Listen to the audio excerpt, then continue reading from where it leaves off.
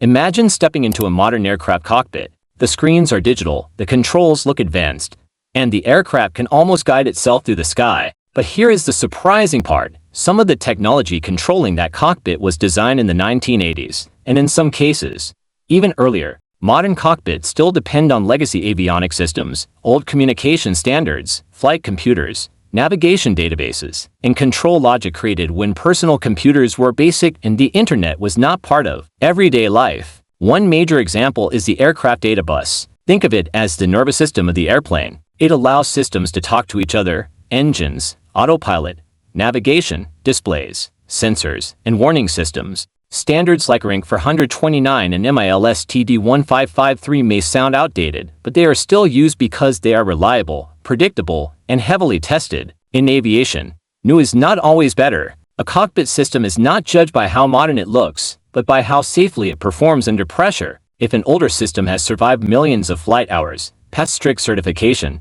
and proven itself in real emergencies, manufacturers will not replace it just because faster technology exists. This is why modern aircraft are often a mix of old and new. You may see large glass displays, GPS navigation, satellite communication, and advanced autopilot features, but behind the screen, the aircraft may still be speaking an older digital language. The flight management system is another example. It helps pilots plan routes, manage fuel, calculate performance, and guide the aircraft from departure to arrival. Modern versions are more powerful, but the basic idea became central to airliners decades ago. Pilots still enter routes, check waypoints, monitor modes, and confirm what the automation is doing. And this is where the real story gets interesting. Many older avionics systems were designed for reliability, not cybersecurity. They were built at a time when aircraft systems were mostly isolated, and digital attacks were not the main concern. That does not mean planes are easy to hack, but it explains why aviation upgrades move slowly and carefully.